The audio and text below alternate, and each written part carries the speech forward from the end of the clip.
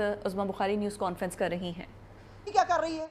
Establishment? تمہیں یہ بھی بتا رہی تھی فرح گوگی کیا کر رہی ہے اسٹیبلشمنٹ، تمہیں خود تمہارے اپنے کرتوت بتا رہی تھی، تب تمہیں اسٹیبلشمنٹ پہ یقین نہیں آیا؟ تب تمہیں پتہ نہیں چلا کہ کیا ہو رہا ہے بزدار کے ساتھ یہاں؟ تب تمہیں پتہ نہیں چلا کہ مانیکا کے بیٹے کیا کرتے پھر رہے ہیں پنجاب کے اندر؟ اسٹیبلشمنٹ نے تمہیں بتایا، اور پھر تو تمہاری اپنی وہ جو تم کہتے ہو 26 سال کی جدوجہد ہے جس کے اندر تمہیں پتا تھا کہ یہ سارے چور ڈاکو ہیں، پھر تم جھوٹ بولتے رہے ہو، بکواس کر رہی ہے یہ تمام چیزیں تمہاری، کہ تمہیں پتہ ہی نہیں تھا کسی بات کا، تمہیں ایک پپٹ تھے، تمہیں نچایا جا رہا تھا، تم ناچ رہے تھے، اور آج تم آ کے کہہ رہے ہو، پھر ایک بات پہ کھڑے ہو نا، پھر کہو میں پپٹ تھا، پھر کہو میری اوقات نہیں تھی، اب آ کے آج باہر کہتے ہو میرے پاس اختیار ہی نہیں تھا۔ تو تم کر کیا رہے تھے وہاں بیٹھ کے؟ اختیار نہیں تھا، تم نے خود کہا میرے فون ٹیپ ہوتے ہیں، سب کے ہونے چاہیے سارے وزیر اعظموں کو، نہیں کہا نا، اب روتے کا ایک لیو، تم نے کہا نہیں کہ باجوہ صاحب جیسا سب سے زیادہ جو ہے وہ جمہوری ذہن رکھنے والا کوئی آرمی چیف نہیں ہے، یہی جمہوری ذہن ہمیں آج کام آ گیا کہ تمہارے لیے بہت سارے گناہ انہوں نے اپنے سر پہ لیے، آج اگر وہ اپنے، اور تمہیں شرم نہیں آ رہی اس شخص کے احسانات ہیں تمہارے اوپر، بے شرم آدمی، تم پہ اس کے احسانات ہیں کہ تمہیں کہاں سے تمہیں زمین سے اٹھا کے عرش پہ بٹھا دیا، تمہیں جو ہے وہ ایک 26 سال 22 سال تم ایک ٹانگا پارٹی تھے، تمہارے اندر ہوا بھری گئی، تمہاری پارٹی کے اندر ہوا بھر کے تمہیں جو ہے وہ کسی طرح انسٹال کر دیا گیا، اور اب جب ان کے جانے میں چند دن باقی ہیں، تم نہ ان کو چھوڑ رہے ہو نہ ادارے کو چھوڑ رہے ہو۔ ہم نے باجوہ صاحب کے ساتھ اختلاف کیا ایک نظریے کے طور کے اوپر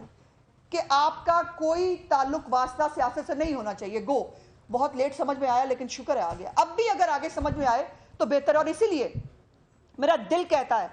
کہ پاکستان میں کبھی مارشل لا اب نہیں لگ سکتا، جیسے پولیٹیکل پارٹی سوائے اس فتنے کے اس نے پاکستان کی سیاست سے اور پاکستان کی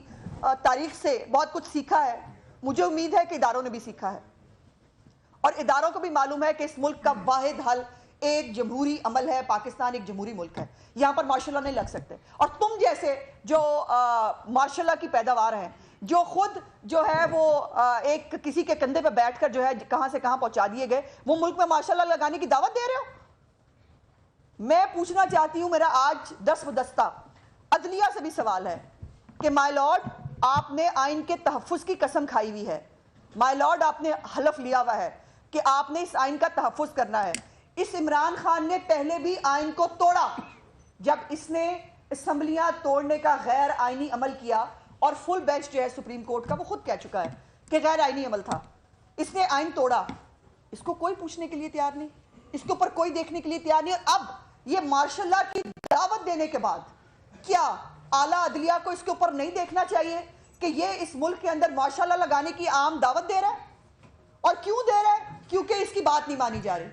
کیونکہ اس کو جو ہے وہ دوبارہ لاڈلا نہیں بنایا جا رہا، کیونکہ اس کو گود میں کھلانے کے اس کے نیپیاں بدلنے کے دن جو ہے وہ ختم ہو گئے۔ کتنا بدلے گا کوئی تمہاری نیپی؟ کوئی لمٹ ہوتی ہے، تم ایک، اور میں اس کے بعد عوام سے بھی اپیل کرنا چاہتی ہوں کہ ابھی بھی اگر کسی ذی شعور پاکستانی کو کوئی غلط ہے۔ رہنما مسلم لیگ نون عظمیٰ بخاری لاہور میں نیوز کانفرنس کر رہی ہیں۔